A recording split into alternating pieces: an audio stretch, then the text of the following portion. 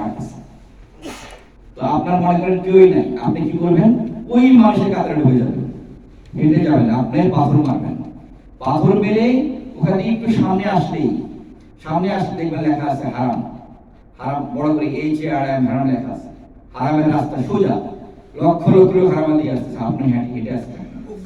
আপনি যখন হারামে চলে আসবেন, যখন এই যে মক্কা টাওয়ার দেখে ফেলবেন, যখন আপনি ক্লক টাওয়ার দেখে ফেলবেন, আপনি হোটেলটা পেয়ে যাবেন না? পাবেন? কোনো কষ্ট আছে হোটেল কি চিবার ভিতরে? আজিজিয়ায়, ঢাকালায়, হোটেল কোথায়? মেন রোডে।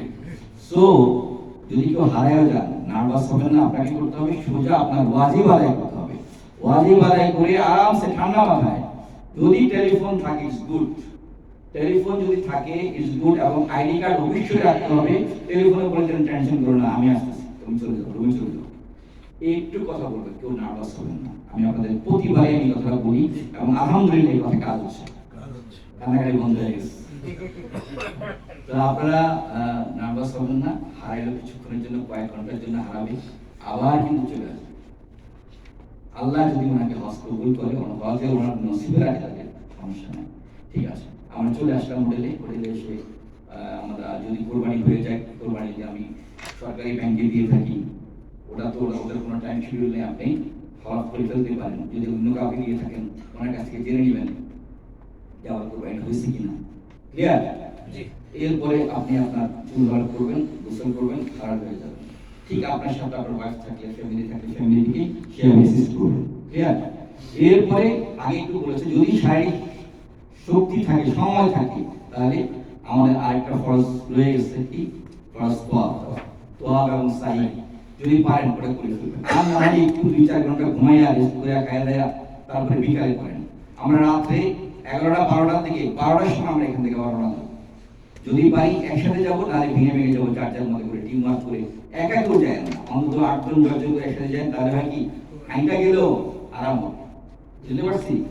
হাইটা গেলেও আরাম হবে। আপনারা মানে সবাই টিম করে যাবেন, সবাই তো আর আমার সাথে যেতে পারবেন না, তাই না?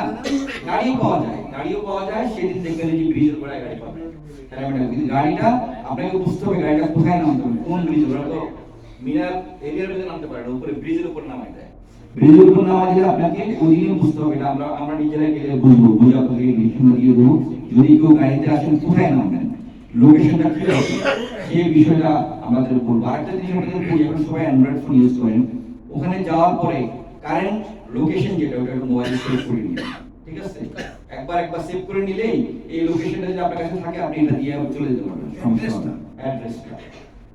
তো আমরা এভাবে পৌঁছে গেলাম, তারপরে আলহামদুলিল্লাহ তাঁবুতে গেলাম, তাঁবুতে আমরা অবস্থান করবো। তাঁবুতে কিন্তু আমাদের পর্যাপ্ত খাওয়া থাকবে সবার জন্য, এবং আমরা ওইভাবে আবার 11 তারিখে আমরা আমাদের ওনারা এসে বলছে 11 তারিখে ওয়েস্টর্ন করবো, 12 তারিখে আমরা একবারে যখন বেরোবো আমাদের ব্যাগ ট্যাগ নিয়ে একবারে বেরোবো ইনশাআল্লাহ।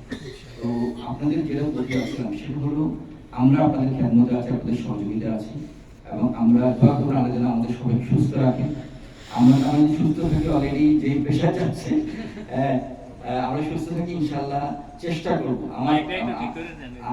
আমার যতক্ষণ আমি আমার আল্লাহ আমাকে শক্তি রাখে, আমি খেদমতটা করতে পছন্দ করি, স্বাচ্ছন্দ্য বোধ করি। আল্লাহ আমাকে প্রতি বছরে আল্লাহ আমার সাথে যারা আছে সবাই অত্যন্ত আন্তরিক, আপনাদের মধ্যে দেখেছেন। তো আমি আপনাদের দোয়া চাচ্ছি, সহযোগিতা চাচ্ছি, আপনাদের প্যাশন, ধৈর্য চাচ্ছি। অনেক কিছুই আমাদের কন্ট্রোলে না। এই মক্কায় ঢোকার পর থেকে এরপরে যতগুলো কাজ সবকিছু কিন্তু সৌদি গভর্নমেন্ট করতেছে, শুধু আমরা সহযোগিতা করি, আমরা ইন্তেজাম করে আপনাদের কাছে নিয়ে আসি। তো আপনাদের সহযোগিতা চাচ্ছি। তো আমি আর দীর্ঘ আলোচনা করলাম না, আপনারা এরপর যদি কোনো প্রশ্ন থাকে অবশ্যই আমাকে প্রশ্ন করবেন।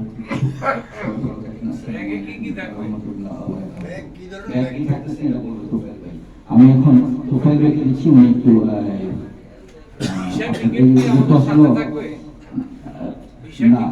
না কিছুই থাকবে না, আপনাদের সবার ভিসা টিকেট নুসুক কার্ডে আছে, নুসুক কার্ডে ও বারকোড স্ক্যান করেন, সব বের হয়ে যাবে।